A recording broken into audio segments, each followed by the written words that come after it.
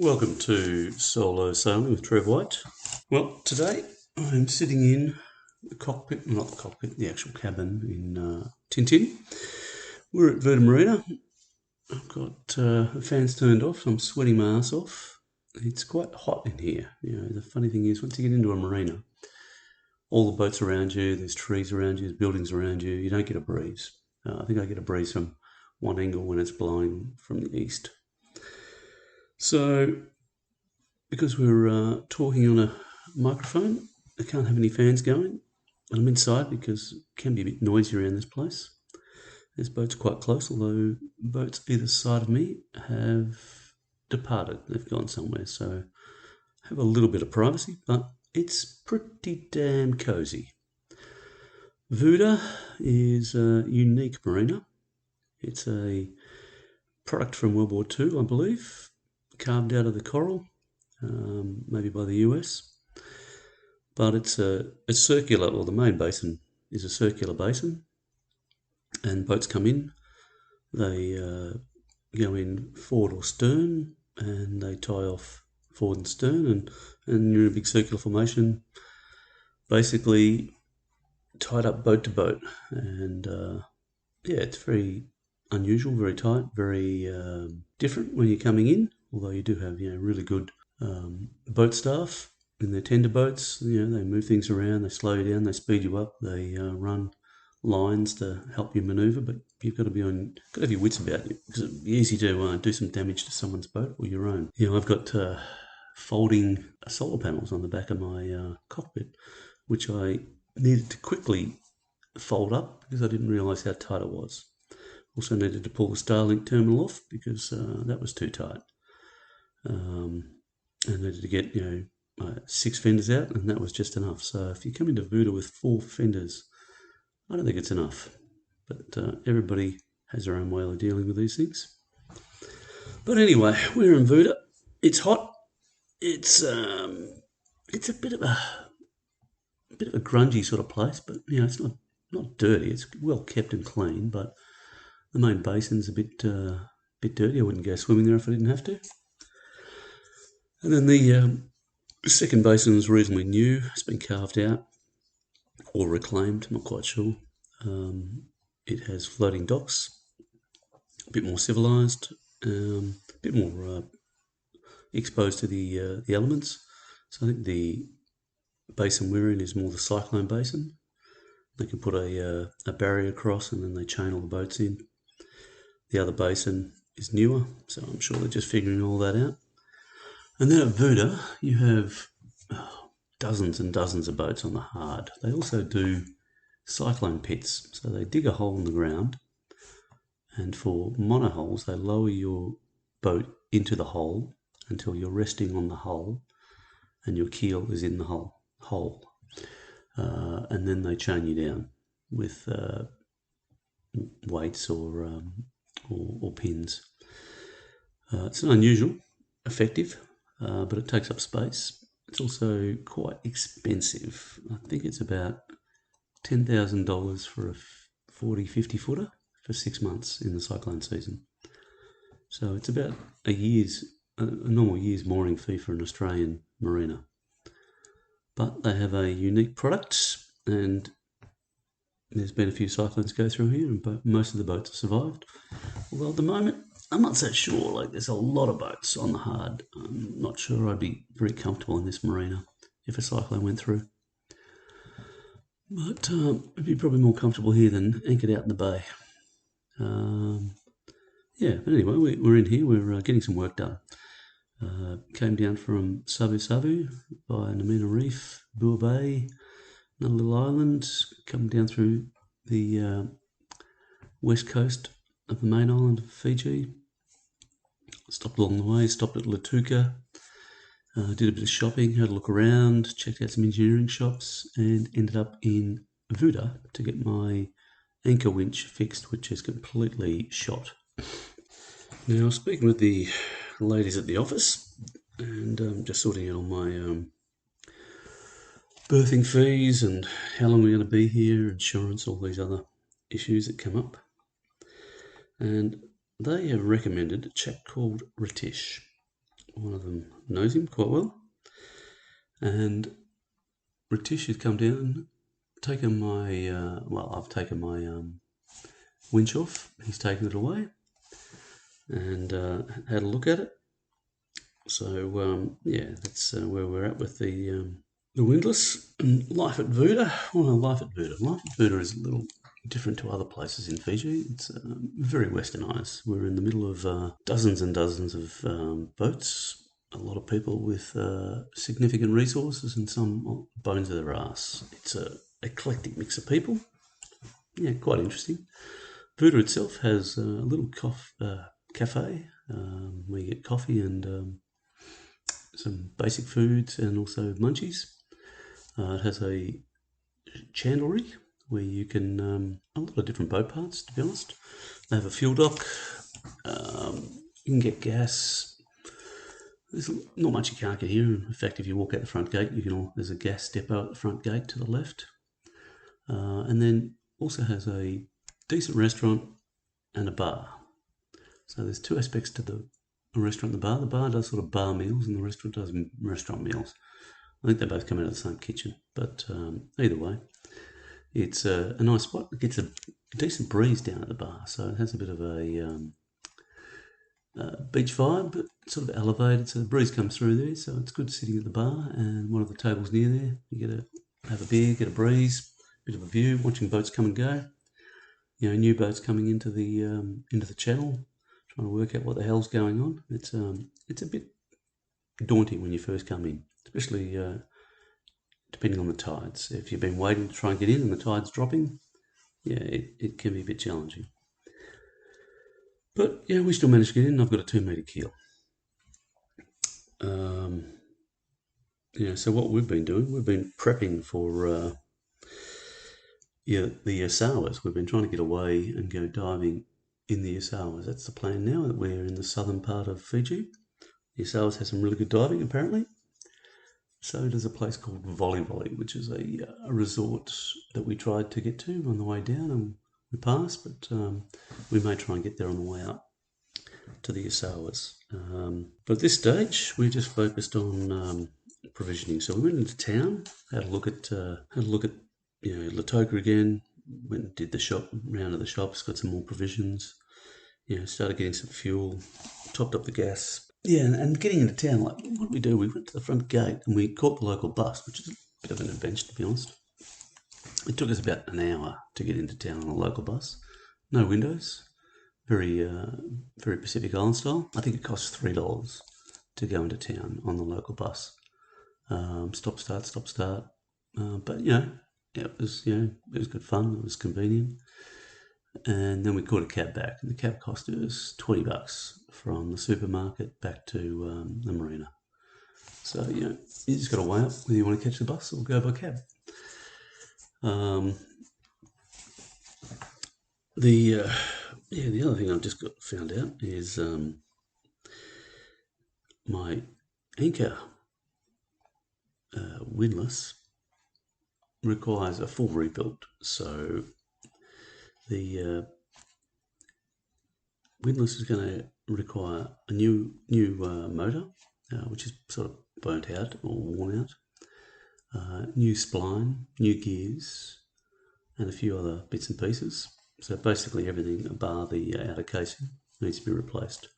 It's all stuffed. I have no idea how old this windlass is, and it's no longer in production, or it's been changed manufacturers who are making the windlass. It looks very similar to a Muir, but it's a little different. It was Australian made, so it may have been Muir who then rebadged. Either way, I can't get parts. So Ritish has gone to an engineering shop mate, and they are building all new parts, including splines and gears. And at this stage, that is going to cost me about $1,200. So I've said yes, go ahead with it. And I've just found out that it's going to take a little longer than anticipated to get that back. So Rhiannon and I have started organising a diving adventure. We are going to lock up the boat. We're going to go away for a week. We're going to go diving at the Jean Michel Cousteau Resort up in SavuSavu, where we just came from. So we didn't go there previously, but we were sort of doing our own thing. She's liaised with them. She sells that resort from her dive company anyway. So we've arranged to stay there and do some diving, basically do a product review. It's a nice location. Apparently it's a very nice resort. And we're going to fly up or from Nadi to SavuSavu, and then we'll go to the resort and do about a week's diving. So yeah, that's the plan. Whilst we're up there, the winch will hopefully be rebuilt, and when we get back, we'll be able to go to the Yasawas and go diving in the Yasawas, and I'll have a working winch that'll allow me to anchor without killing myself. So what I've researched from the Yasawas is it can be windy. It can be really windy, and it can be very swelly. So I definitely want a working winch before I go there, otherwise I'm just killing myself. And some of the anchorages are a bit challenging from what I read. The other issue is it's busy. We've got one or two arc rallies have come in to Fiji from Tonga. So there's a lot of boats going around. They're all doing their own thing. There's boats going everywhere. Plus you've got the normal cruising boats. And Fiji is a primary destination for a lot of Kiwis. So they go to Fiji before they go to Tonga. Although they don't actually go to Tonga.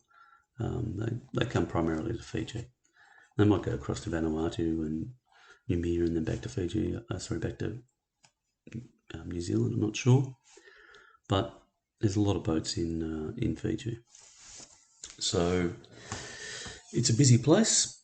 It's particularly busy in Vuda, where boats are also hauling out before they continue on across the Pacific. So before they get to New Guinea or the Solomon, New Guinea, places like that, they're hauling out. They're doing a new bottom job, or anti-foul, any engine work. Some people are pulling masks, doing standing rigging, running rigging. So it's got a lot of facilities and resources. And if you've been coming across from the US or Mexico, it's probably one of the first affordable places where you can do things. They do have some facilities in Tahiti, but Tahiti is commonly known as incredibly expensive to get any work done.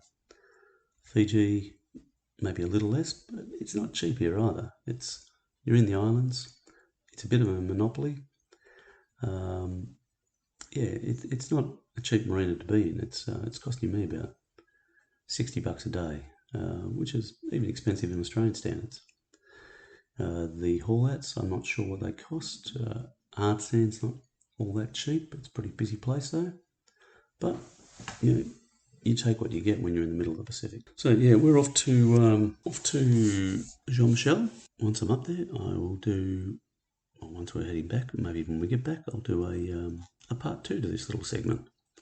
So that's our plan. Instead of waiting around here, sweating our profusely, we will head to Jean Michel and go diving and live a little better than what we're living in the marina. So sailing, and I'll talk to you soon. Welcome to Solo Sailing with Trevor White, part 2 of our Jean Michel Pierre Dive Resort adventure. So I'm now back on the boat. Been away a week. Yeah, where do we stand with the windlass? We still don't have the windlass back. We've had some dramas there. Ritish has gone off on an emergency boat job. Apparently the windlass is still at the shop. Hasn't been finished. It's a little bit like rubber time. So yes, that's a little frustrating. But we had a good trip to Jean Michel. So we left Nadi, grabbed a cab. It's about $60 from left Vuda. $60 cab to the Nadi airport. We jumped on a Dash 8 aircraft, little one, and about an hour flight up to SavuSavu. So one thing, we flew over Namina Reef, so it was good to see it from the air on the way there.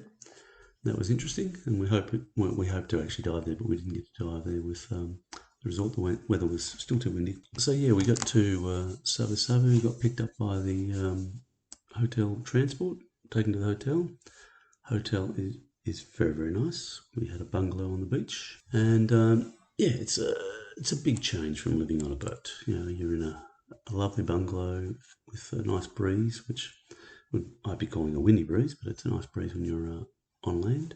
It's a great resort, very family friendly, has a lovely couple of pools, nice bar, nice dining area, their own private jetty, and they cater to diving and snorkeling and kids. So if you've got kids and you're looking for a dive holiday, it is a good resort for that, where the kids can just go and be looked after. They have personal minders essentially, and you can go off diving. And they cater to a whole different range of ages and activities. So we went diving. Well, Ria went diving every day. I went diving twice. I did a dive, like a drift dive, along the coral reef not far from the resort, which was pretty good. Sort of drifted along the reef, over the reef, and then onto the other side, and got picked up by the boat. So that was pretty good dive. Actually, it was interesting. There's a fair bit of marine life down there. It's a nature reserve. I found that pretty good. Like the staff are good, the boat was good. Equipment, can't complain. Everything was quite enjoyable. It was easy. Didn't have to worry about it. Didn't have to jam cylinders, load gear. I enjoyed that aspect.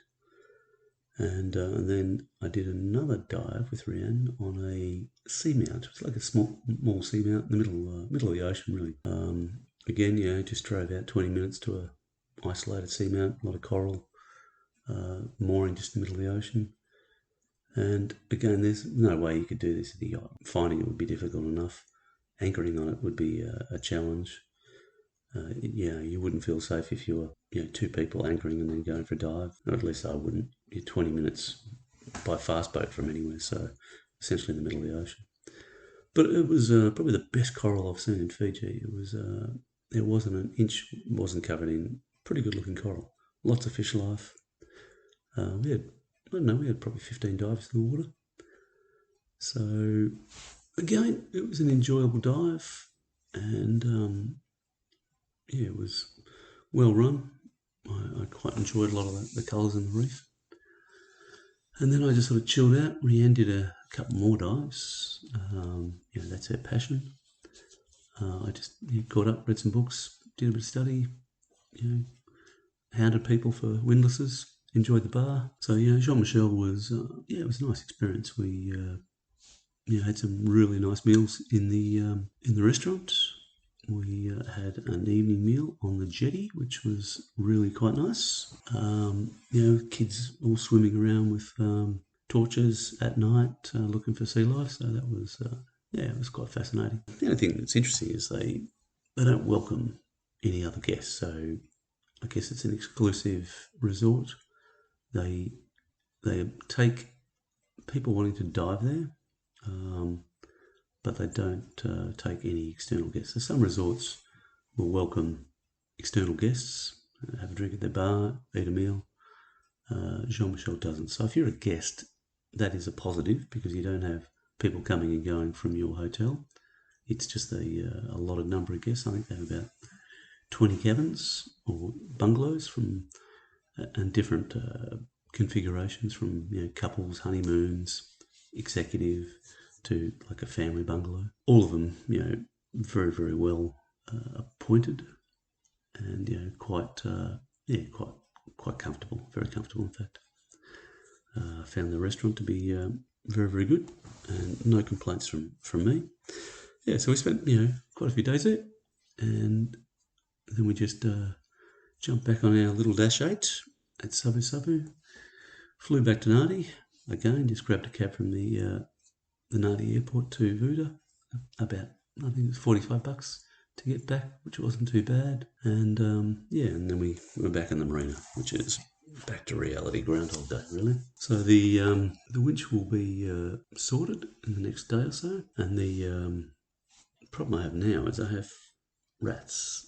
We left a rear cockpit window open, and somehow we got rats on the boat.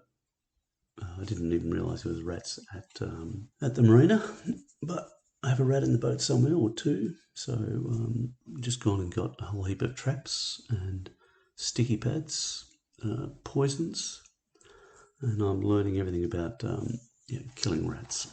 So that is a challenge that I need to face, otherwise these little fuckers will destroy my boat. I think at the moment I'm getting quotes back of like $1,300 for the winch to be delivered, so it's still not too bad compared to it would have cost me $4,500 to buy a new one. Get it freighted up here. Yeah, it's not that easy to get things freighted in now. I mean, it's doable, of course. So yeah, that's where I'm going to leave this, and I'll pick it up in a day or two and tell you how we're going with rats and where the anchor winch is. Welcome to SavuSavu with Trevor White, part 3 of my anchor winch and rat saga. So I have the winch back on the boat. It's connected and working. We had a few challenges trying to get it wired up properly, but it's all back and working properly. Sealed it down this morning and looks good. It's working perfectly. It's the best it's ever worked, to be perfectly honest, since I've owned the boat. So it's completely rebuilt from motor, shaft, bearings, bushes. There isn't much that isn't rebuilt on that winch apart from the casing. So I'm hoping it's going to get another 10 years use. The rat saga, I caught one of those little suckers in a traditional metal rat with peanut butter. So that got drowned and tossed in the bin. And I still have sticky pads everywhere now. So the advice from the rat experts was don't poison them, because then you'll have a stingy rat stuck in the bottom of your bilge. You need to catch them and get rid of them. So I have sticky pads everywhere with peanut butter on them, trying to catch rats. And we'll see if we've got any more rats. But in the meantime, they managed to eat a whole pile of rubber seals, which were just hatch seals, and a variety of other little things. No significant damage, but just annoying. But I intend to make sure the boat is rat-free, so I've put much better rat security screens on my windows, because we still have windows open on the boat at night. I put rat preventers on the lines coming from the wharf to stop them getting on, so plastic bowls cut and then taped on, and I've got traps on the deck as well. I've got little peanut incentives to jump into a trap before they get into the boat. So I'm hoping all those preventive measures will stop any rats from getting into the boat, or if they're in the boat, we'll catch them and get rid of them any further. The next part of the adventure is sailing to the Yasawas. So I think we will leave to the Yasawas very soon. We're going to go into town and pick up a few things. So yesterday we went in again, picked up some more gear, a bit more booze, got one more little shop I'll do, picked up some gas from the gas depot, which is just at the front of the marina here. Basically walk up the main gate, turn left, $15 for a 4 kilo gas bottle. Pretty straightforward. Cab, grabbed a cab here into town. Cost me $50 to drive in, wait for me to do some shopping and drive back. And a McDonald's meal. I shouted him lunch, so he seemed more happy about the lunch than anything else. What else?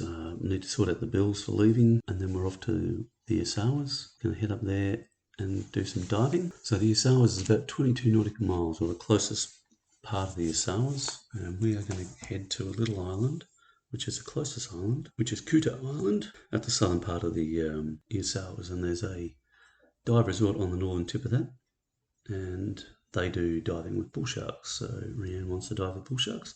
I have no intention of diving with bull sharks, but we just need to pick the weather conditions and enable us to get in there and go and sort out diving with bull sharks. So that's the plan at the moment. I might even finish this chat about Vuda. Generally, I've been catching up with mates here in Vuda. Been going to the bar a lot. The meals are pretty good. $20-$30. You get a decent burger or pizza. Beers for a few bucks. Good crew. The bar staff are really friendly. Marina staff, chandlery. Everybody's very helpful here. So, and there's a lot of people just coming and going. There's a huge turnover. You're meeting people from Tonga and other places, even Fiji. Sorry, not Fiji.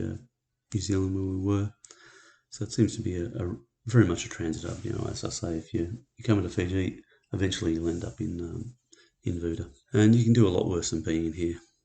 Just have enough fenders for when you come into the marina. Like I see people come in, they've only got a couple of fenders, and is not enough. You need at least 4, maybe 6. A couple of flat ones gets you out of trouble. They're easy to stow. So just something to consider if you're finding yourself in Fiji and you're planning to stop at Vuda.